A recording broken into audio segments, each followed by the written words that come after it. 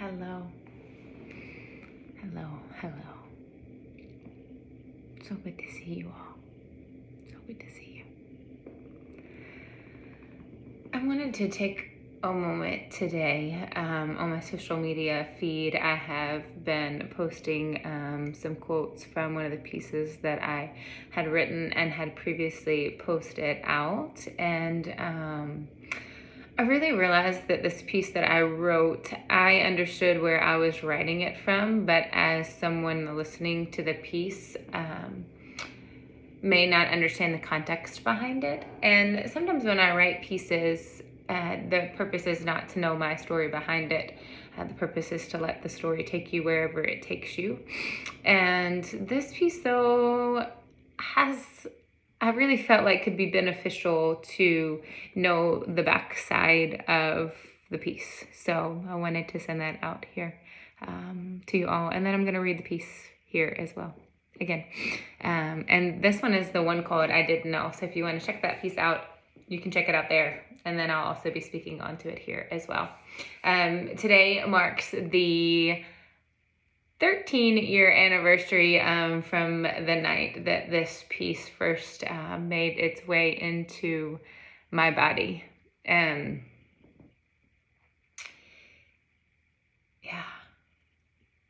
It was on this day 13 years ago that I was laying in the living room with my sweet, sweet boy in the bassinet beside me. And I had picked him up and fed him.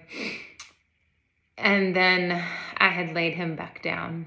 And when I laid him back down, he was screaming and he was crying, and I was tired. I watched new mother, wanted to sleep.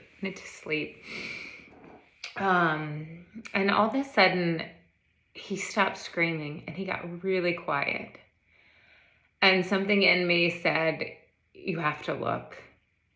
And I got up to check on him, and he wasn't breathing. He was laid out in his bassinet, not breathing. And so I picked him up as fast as I could and ran into the bedroom to go wake up my husband to see what we could do. And we rushed to the hospital with him to find out that he had aspirated on the milk, and his lungs had collapsed and the rest of his organs were shutting down as well. And they air flighted him to Children's Hospital, where we spent a week there with him, trying to figure out how to keep him alive, how to figure out what happened and how to move forward with that. So lots of things that night. And another one piece of it was that after doing several different tests, we're talking about how he was allergic to milk. And obviously anything that I eat then is fed to him. And so that allergy caused him to spit up, and then he aspirated on that. So of course there's like the line about what I ate determining his fate. And the fact of the trauma of this little life,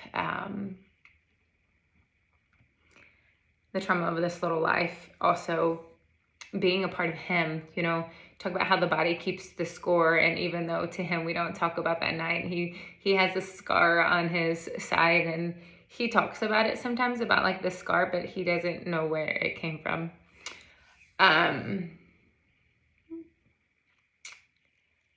But it's so interesting to watch him and to see him have this like fear of dying that he talks about.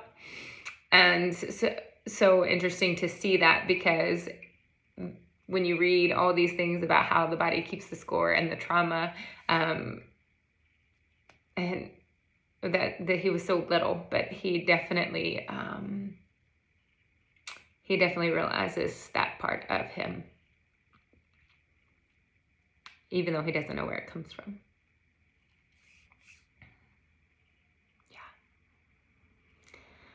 So with that, I'm going to reread this little piece as well.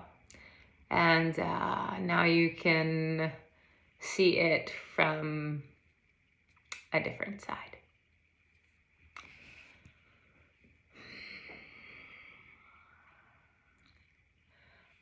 I keep trying. I keep trying to forget that night, but for some reason my memory won't let me forget that fight.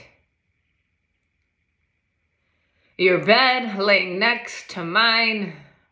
When I laid you down, you appeared to be fine. I can't seem to shake the memory from that night.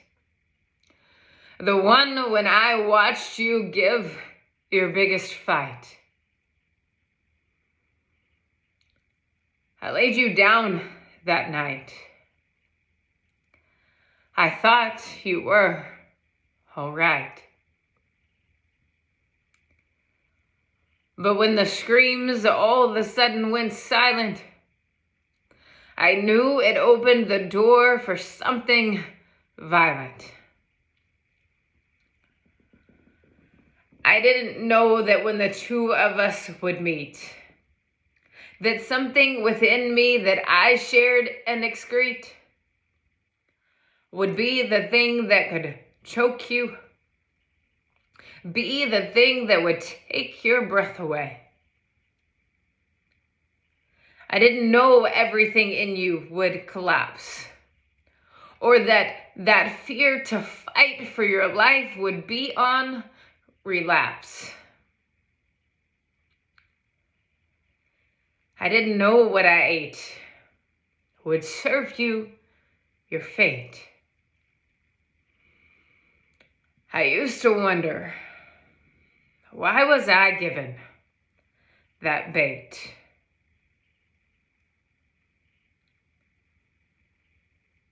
Now I look at you, and I see the gift that you are.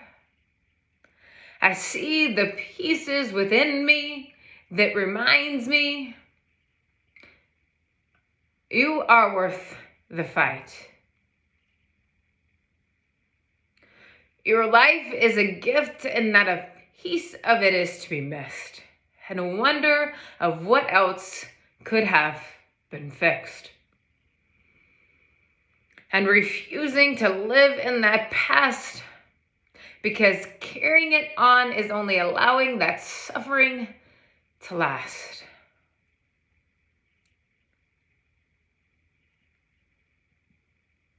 I look at you. I see the gift you are.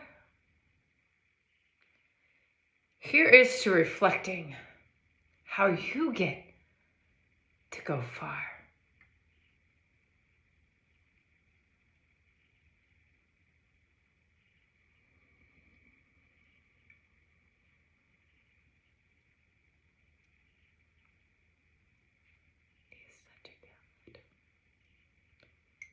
You are such a gift.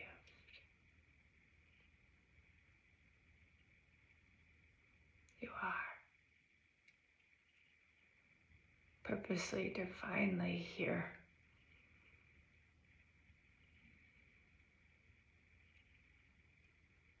You are.